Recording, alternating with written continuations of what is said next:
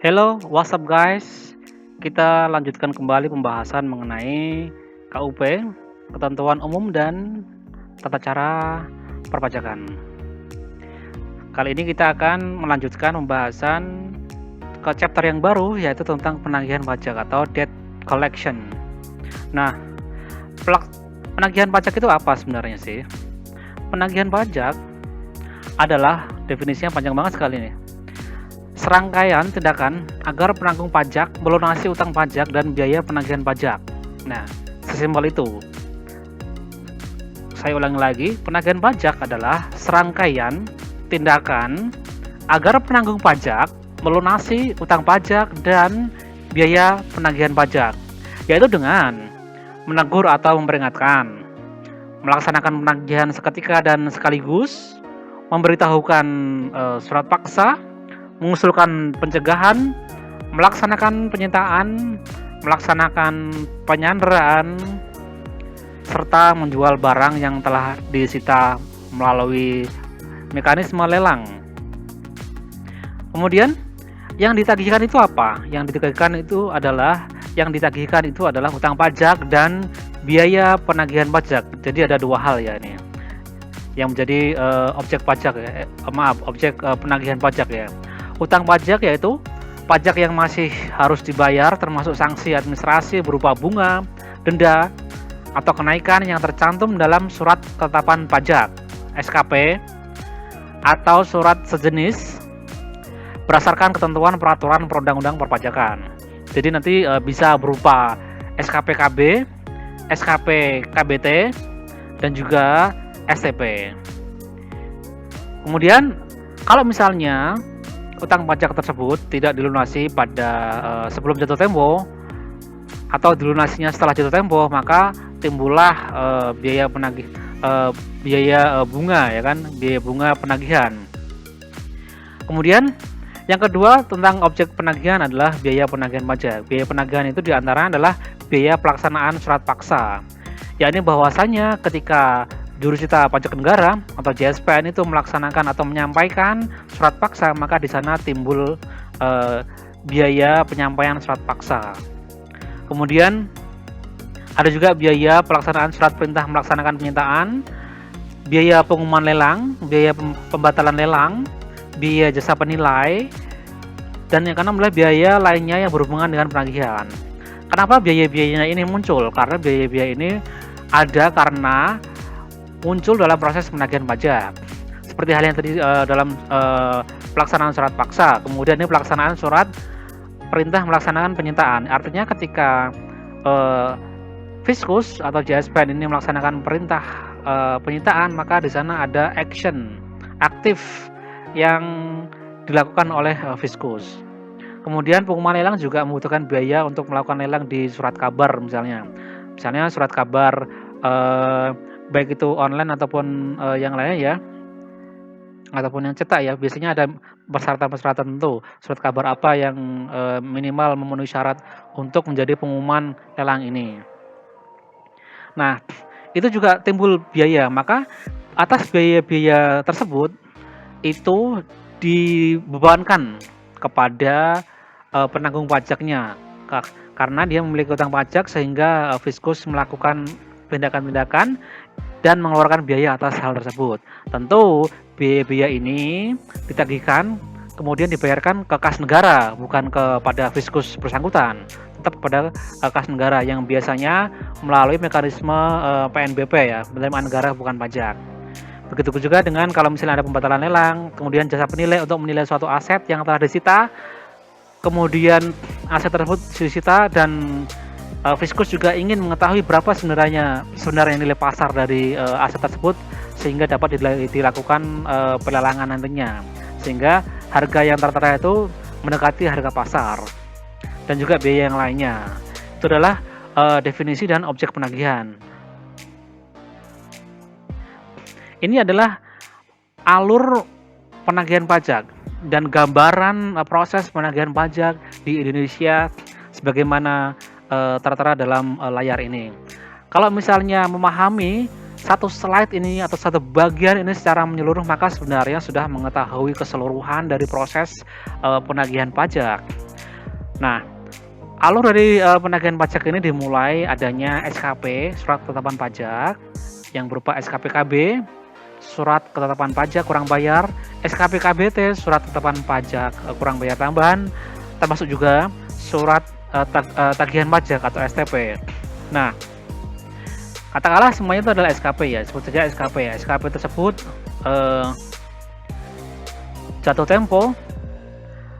jatuh temponya adalah 1 bulan ya kan. Nah, apabila tidak dilakukan keberatan dan lain sebagainya. Kalau misalnya wajib pajak mengajukan keberatan, maka nanti ya setelah keputusan keberatan itu keluar, yang seperti halnya juga dengan surat keputusan banding ya. Kalau misalnya wajib pajak mengajukan banding, maka ya dasarnya adalah surat keputusan banding tersebut keluar. Nah, setelah jatuh tempo nanti tidak langsung diberikan surat teguran ya, tetapi harus menunggu waktu 7 hari dulu. Setelah 7 hari baru kemudian diterbitkan surat teguran. Surat teguran ini bisa dikirimkan secara langsung atau via pos, ekspedisi, atau kurir dengan bukti kirimnya. Nah, surat teguran ini expired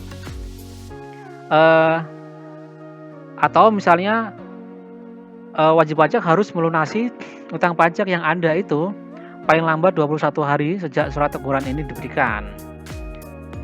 Nah, kalau misalnya dalam jangka waktu 21 hari dari surat teguran ini wajib pajak tidak juga melunasi utang pajaknya, maka Fiskus akan menerbitkan dan menyampaikan SP ya, surat paksa. Nah, surat paksa ini adalah nantinya memiliki parata eksekutif ya, artinya dia pemberitahuan eksekusi barang yang dimiliki oleh wajib pajak yang dapat disita nantinya. Nah, ini adalah seperti pemberitahuan bahwa wajib pajak wajib untuk melunasi utang pajaknya dalam jangka waktu 2 kali 24 jam. Dan ini surat paksa ini harus diberitahukan secara langsung oleh jurusita pajak negara. Tidak bisa dikirimkan via pos atau via ekspedisi atau via email. Ini karena parate eksekusi ya, maka harus disampaikan secara langsung oleh jurusita pajak negara. Nah, jangka waktu yang ada, jangka waktu 7 hari, jangka waktu 21 hari, jangka waktu 2 kali 24 jam, dan jangka waktu seterusnya ini yang tertera di sini adalah jangka waktu minimal. Artinya, tidak boleh lebih cepat daripada itu. Tetapi kalau misalnya lebih lama, itu boleh. Dalam artian misalnya begini, surat teguran ini kan jatuh temponya kan 21 hari ya. Kemudian setelah 21 hari itu bisa diterbitkan dan disampaikan surat paksa. Nah, bagaimana kalau misalnya surat paksa ini disampaikan pada hari ke-19 setelah surat teguran? Tentu surat paksanya batal secara hukum. Jadi biasanya kalau misalnya di kantor pajak itu dia akan menyampaikannya setelah 21 hari, bisa ke hari ke-25 atau hari ke-30 dan seterusnya dari surat teguran ini.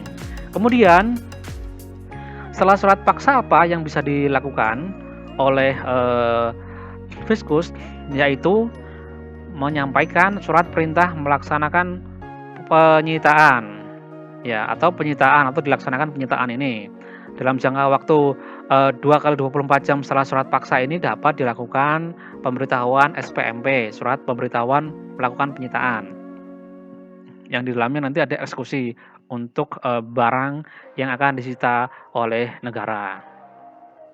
Kemudian dalam penyampaian SPMP ini atau proses penyitaan ini, maka jurusita itu tidak bisa dia menyita sendiri. Harus ada 2 orang saksi, kemudian berita acara penyitaan, kemudian bisa berupa barang bergerak dan barang tidak bergerak. Barang yang bergerak itu contohnya mobil misalnya, atau sepeda motor, truk dan lain sebagainya. Barang tidak bergerak itu contohnya rumah, tanah dan lain sebagainya. Kemudian ada juga barang-barang yang tidak boleh disita, seperti misalnya baju untuk keperluan sehari-hari, kemudian alat makanan atau alat masak, serta bahan-bahan makanan yang dipakai untuk sehari-hari bagi penanggung pajak. Nah, barang yang telah disita itu, barang yang telah disita tadi ya, itu dilarang untuk dipindah tangankan, dilarang untuk disewakan, dilarang untuk dipinjam, dilarang untuk disembunyikan, dihilangkan, apalagi dirusak. Itu adalah pelanggaran. Kemudian penyitaan juga bisa atas rekening bank, ya kan, yang rekening yang tersimpan di bank, misalnya Bank BRI, Bank Mandiri, atau Bank BCA, Bank BNI, dan seluruh bank, ya kan, apapun itu. Dan juga atas efek. Tentu untuk penyitaan atas rekening bank dan efek ini mekanisme sedikit lain karena barangnya tidak nyata, secara nyata bisa dipegang, itu kan. Jadi nanti yang di sana nanti pertama adalah pemblokiran terlebih dahulu. Jadi rekening di perbankan itu diblokir, tidak bisa melakukan transaksi keluar atau masuk. Kemudian setelah diblokir, kemudian baru bisa dilakukan penyitaan. Jadi tidak serta-merta ya. Kan ketika dia melakukan penyitaan atas rekening bank atau efek kan belum tentu dia tahu berapa saldo dia dan sebenarnya berapa saldo atau nilai dari yang disita itu. Nah, barang-barang yang disita ini seyogianya mampu menutupi seluruh utang pajak dan juga seluruh biaya proses penagihan pajak ini. Bagaimana kalau misalnya yang disita itu lebih kecil daripada nilai utang pajaknya, ya nanti bisa dilakukan penyitaan barang yang lainnya kalau didapatkan. Kemudian penyitaan ini menunggu waktu ya. Jatuh temponya adalah 14 hari setelah pelaksanaan penyitaan. Wajib pajak harus melunasi utang pajaknya. Nah, kalau misalnya dalam jangka waktu 14 hari ini wajib pajak melunasinya, maka dilakukan pencabutan atas penyitaan tersebut. Jadi yang dilakukan adalah kalau misalnya dia dilunasi seluruhnya, maka dicabut penyitaannya. Kalau misalnya dilunasi sebagian, bagaimana? Maka dihitung kembali nilai aset yang telah disita dengan utang pajaknya seberapa. Kalau misalnya tidak menutupi, ya yang disita yang bisa menutupi utang pajaknya. Kemudian setelah 4 hari sejak ini ya penyitaan ya, ini minimal ya, wajib pajak tidak juga melunasinya, maka Fiskus dapat melakukan pengumuman lelang, ya kan. Untuk barang yang bergerak itu pengumuman lelang itu hanya 1 kali. Untuk barang yang tidak bergerak itu pengumuman lelangnya 2 kali. Nah, pengumuman lelang ini adalah memberitahukan kepada khalayak ramai agar mereka turut serta mau mengambil bagian dalam pelaksanaan lelang dan membeli barang sitaan juru sita pajak negara tersebut. Nah, pengumuman lelang ini juga ada masa daluarsanya nih, yaitu 14 hari. Artinya kalau misalnya dalam 14 hari, ya kan, itu wajib pajak mau melunasi seluruh utang pajaknya, maka pengumuman lelangnya itu dibatalkan. Ada pembatalan lelang, lelangnya tidak jadi. Kemudian kalau misalnya setelah 14 hari wajib pajak tidak juga melunasinya, maka dapat dilaksanakan lelang. Dan kembali diingatkan bahwa 14 hari ini adalah waktu minimal. Artinya ketika nanti setelah pengumuman lelang nih tanggal 1 misalnya, ternyata tanggal 10 dilaksanakan lelang, maka itu batal secara hukum dan wajib pajak dapat melakukan gugatan. Nah, biasanya ya minimal pada hari ke-16 atau pada hari ke-17 agar aman dari tanggal 14 hari ini. Kemudian ada hal lain yang diatur dalam pelaksanaan penagihan pajak, yaitu adalah adanya pemblokiran, pencegahan, dan penyanderaan. Pemblokiran itu apa? Bahwa Fiskus atau JSPN ini dapat memblokir rekening milik penanggung pajak. Misalnya ketika wajib pajak ini menggunakan rekening tertentu, misalnya di Bank Mandiri, dia punya rekening di Bank Mandiri dan aktif di sana, maka rekening tersebut jauh diblokir. Artinya uang yang ada di dalam rekening tersebut tidak bisa masuk dan juga tidak bisa keluar, di freeze lah istilahnya gitu. Nah, kalau misalnya wajib pajak itu sangat membutuhkan dan juga saldonya juga memadai, tentu wajib pajak akan menghubungi kantor pajak supaya dilepas blokirnya, karena dia membutuhkannya untuk kegiatan usaha dan lain sebagainya. Nah, tentu harapannya adalah dengan pemblokiran ini wajib pajak mau melunasi seluruh utang pajaknya. Kemudian pencegahan. Pencegahan ini adalah dicegah untuk bepergian ke luar negeri.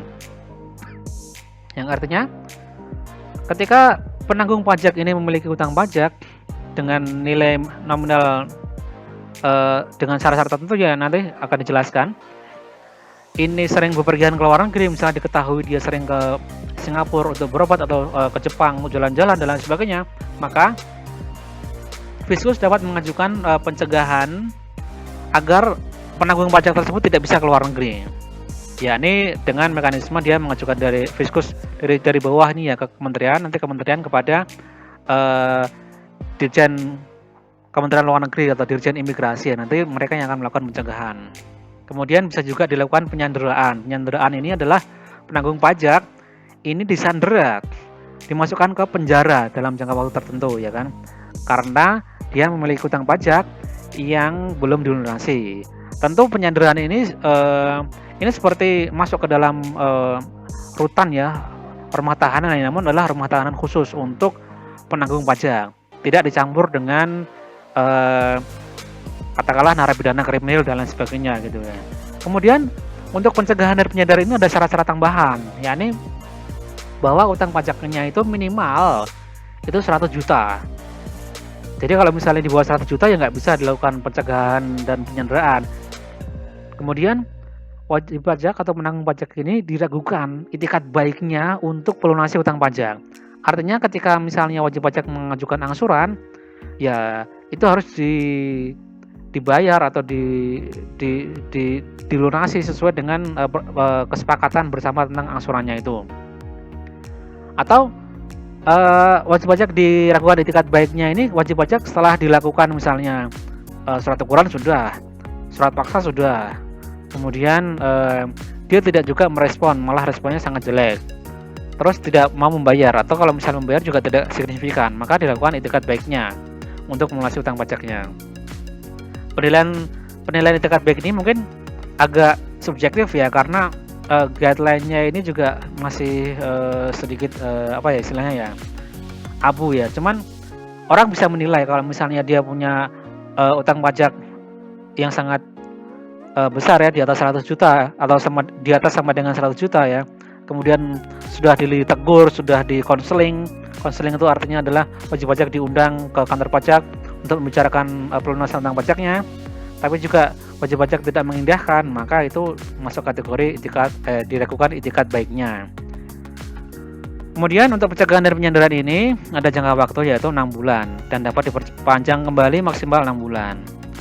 Nah, meskipun wajib pajak itu telah dicegah atau disandera atau misalnya sudah dilakukan pemblokiran atas rekeningnya, ya kan, namun proses penagihan ini tetap masih bisa dilanjutkan.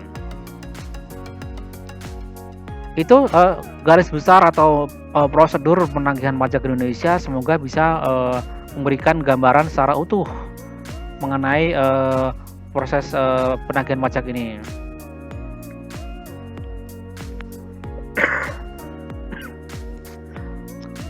Kemudian siapa sebenarnya penanggung pajak ini? Nah, penanggung pajak itu kan kalau misalnya dia wajib pajak orang pribadi, barangkali ada sendiri bisa menjadi penanggung pajak. Di sini dijelaskan di dalam pasal 1 angka 28 ya, bahwa penanggung pajak adalah orang pribadi atau badan yang bertanggung jawab atas pembayaran pajak, termasuk wakil yang menjalankan hak dan memenuhi kewajiban wajib pajak sesuai dengan ketentuan peraturan perundang-undang perpajakan. Jadi siapa yang bertanggung jawab? Ini bisa yang pertama badan, maka yang bertanggung jawab adalah pengurusnya sebagaimana tercantum dalam akta ya kan. Secara legal ya kan, secara legal maka siapa-siapa yang tercantum dalam akta itu sebagai pengurus ya kan, akta pendirian ataupun akta perusahaan atau akta pendirian ataupun akta perubahannya sebagai pengurus, maka secara legal dia adalah orang-orang yang bertanggung jawab atas wajib pajak badan tersebut. Kemudian badan yang dinyatakan pilot itu maka oleh kurator yang bertanggung jawab atas pembayaran pajaknya. Kemudian yang C adalah badan dalam pembubaran oleh orang atau badan yang ditugasi untuk melakukan pemberesan pembubaran badan tersebut. Kemudian badan yang dalam proses likuidasi maka oleh likuidator. Terus suatu warisan yang belum terbagi maka oleh salah seorang ahli warisnya, pelaksana wasiatnya atau yang mengurus harta peninggalannya itu siapa, maka dialah menjadi penanggung pajak. Kemudian untuk anak yang belum dewasa atau orang yang berada dalam pengampuan oleh wali, maka yang bertanggung jawab adalah wali atau pengampunya. Nah, kemudian untuk yang badan ini ya ada pengecualian ya, kecuali apabila dapat membuktikan dan meyakinkan Dirjen Pajak bahwa mereka dalam kedudukannya benar-benar tidak mungkin untuk dibebani tanggung jawab atas pajak yang terutang tersebut. Nah, ini sebenarnya agak sulit.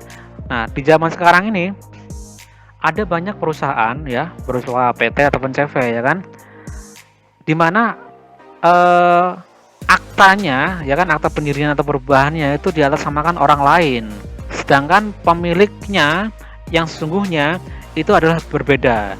Nah, ini sering digunakan oleh warga negara asing ya yang melakukan bisnis di Indonesia. Ini sangat sering. Kalau misalnya di daerah Bali mungkin banyak PT atau CV yang dimana pengurusnya adalah orang-orang lokal, tapi sebenarnya beneficial ownernya yang benar-benar memegang kendali itu bukan yang tertera dalam akta pengurusnya. Tapi ketika kita bicara masalah legal standingnya, maka ini sangat sulit ya kan. Dan dia juga yang dipakai namanya itu juga biasanya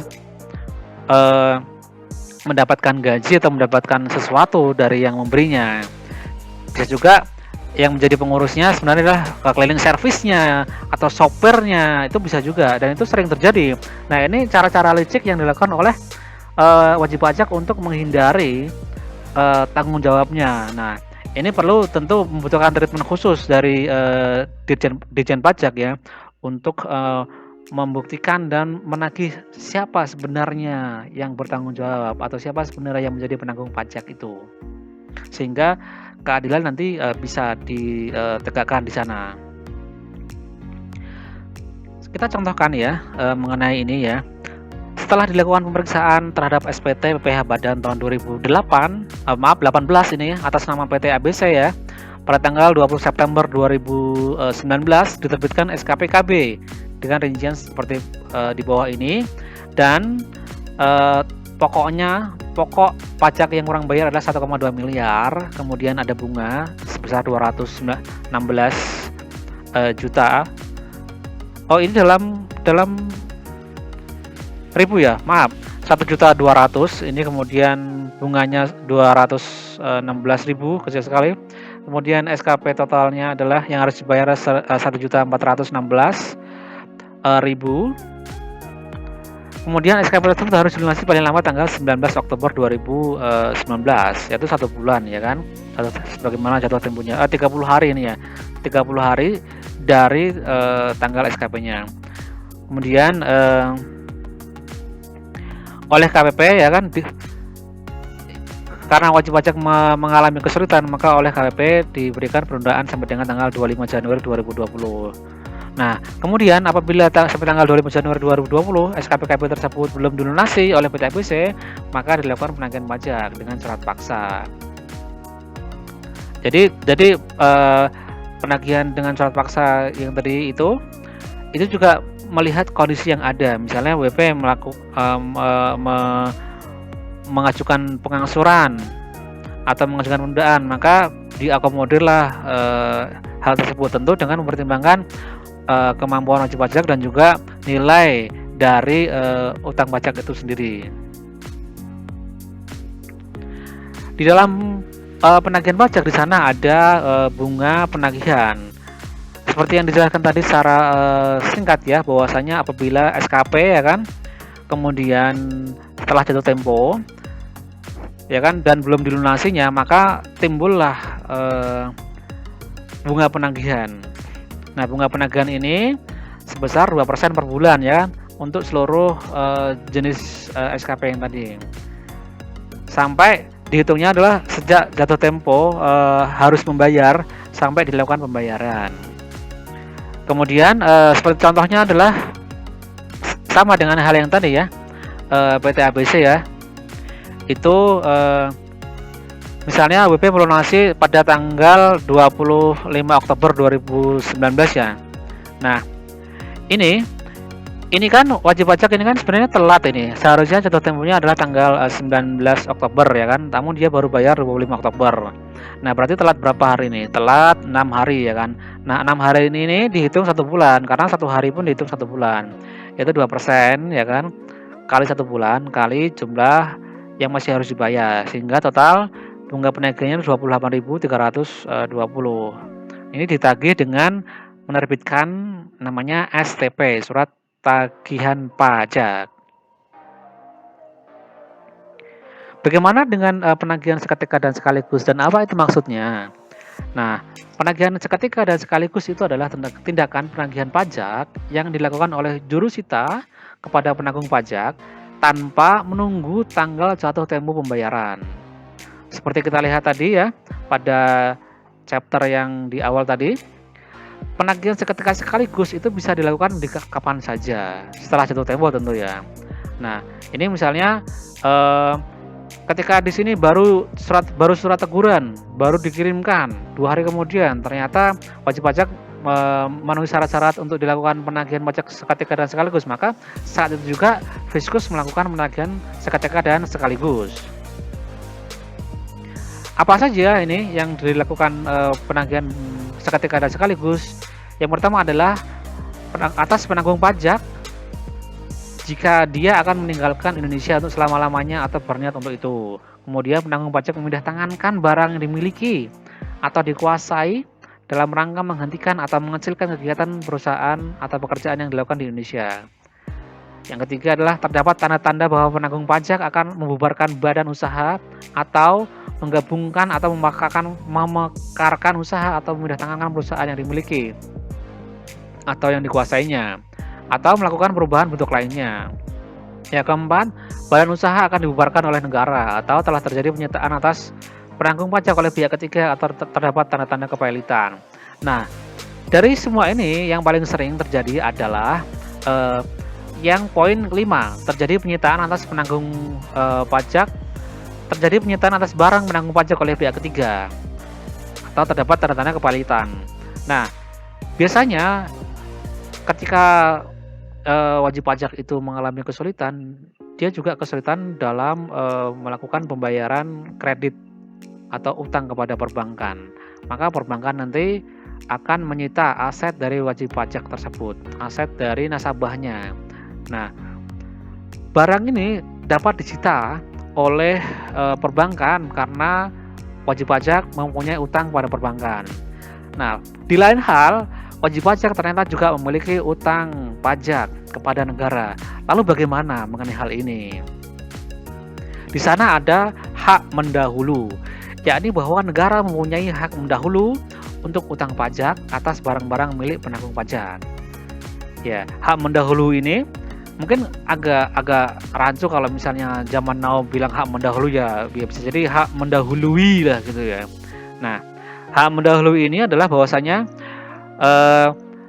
ketika sebagaimana contohnya tadi ya, barang itu disita oleh bank ya kan, maka kalau misalnya Fiskus mengetahuinya atas wajib pajak tersebut yang memiliki utangnya, dia bisa mengajukan hak mendahului kepada bank tersebut. Tentu nanti di sana ada istilahnya crash antara Fiskus dengan perbankan. Ini barang sama-sama menjadi tanggungan bagi bank dan juga bagi negara. Namun di sini berdasarkan undang-undang negara memiliki hak mendahulu. Nah, dalam hal WP dinyatakan pailit, bubar atau dilikuidasi, maka kurator, likuidator atau orang atau badan yang ditugasi untuk melakukan pemberesan dilarang bagi harta WP dalam pailit, pembubaran atau likuidasi kepada pemegang saham atau kreditur lainnya sebelum menggunakan hal tersebut untuk membayar utang pajak. Ini arti dari hak mendahulu itu. Nah, lalu bagaimana kondisi kenyataan di lapangan ya kan? Ketika di lapangan, ketika suatu barang itu disita oleh bank sebagaimana dicontohkan tadi, biasanya kurator ini atau likuidator ini juga agak kesulitan. Dia harus di satu sisi dia harus melaksanakan undang-undang mengenai perpajakan, di satu sisi ada kepentingan bisnis dari perbankan. Biasanya di sana ada negosiasi untuk pembagian berapa persen yang diberikan kepada perbankan dan berapa persen yang diberikan kepada negara. Tentu hal ini secara praktek ya, mungkin secara teori mungkin tidak tepat karena negara memiliki hak mendahulu, cuman ada banyak pertimbangan yang bisa menjadi seperti itu. Nah, harapannya adalah hak mendahului ini bisa benar-benar dilaksanakan, ya kan? Dalam artian negara ini berdiri atas kepentingan orang pribadi ataupun golongan. Harapannya seperti itu. Hak mendahului ini hilang atau misalnya daluarsa ya setelah melampaui 5 tahun sejak tanggal diterbitkannya surat tagihan pajak, surat tetapan pajak kurang bayar, SKPKB, SKPKBT, surat keputusan pembetulan, surat keputusan keberatan, keputusan banding dan lain sebagainya. Ini sama halnya jatuh tempo atau daluarsa pada yang lainnya yaitu 5 tahun. Kemudian bagaimana dengan daluarsa penagihan pajak ya? Hak untuk melakukan penagihan pajak termasuk bunga, denda, kenaikan, biaya penagihan pajak itu memiliki daluarsa yaitu setelah 5 tahun ya, terhitung sejak kapan nih? Sejak tanggal penerbitan STP, sejak jatuh tempo SKPKB, sejak penerbitan SKPKB, sejak penerbitan SKPKBT, serta sejak surat keputusan pembetulan, surat keputusan keberatan, keputusan banding, serta putusan peninjauan kembali. Jadi surat-surat yang tadi itu jatuh temponya atau daluarsanya adalah 5 tahun. Namun daluarsa penagihan pajak ini bisa bergeser 5 tahunnya. Jadi kalau misalnya jatuh temponya atau surat atau penerbitan SKPKB misalnya adalah 1 Januari 2019 misalnya, itu maka daluarsa penagihannya 5 tahun kemudian, 2019 tambah 5 berarti 2024. Namun kalau misalnya surat paksanya baru diterbitkan pada 1 Juli 2000 ya kan, maka mundur lagi. Jadi 5 tahun ini tidak saklek pada tahun pajak gitu ya, tapi tergantung kondisinya 5 tahunnya dari mana gitu.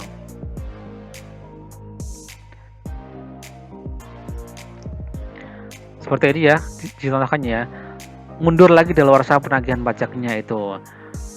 Oke, detailnya bisa dibaca bersama, kemudian bisa disimak bersama. Thank you for watching, thank you for listening, and don't forget to subscribe, comment, like, and share the channel to improve Senpai channel dan agar saya lebih bersemangat lagi untuk membuat konten-konten yang positif. Terima kasih.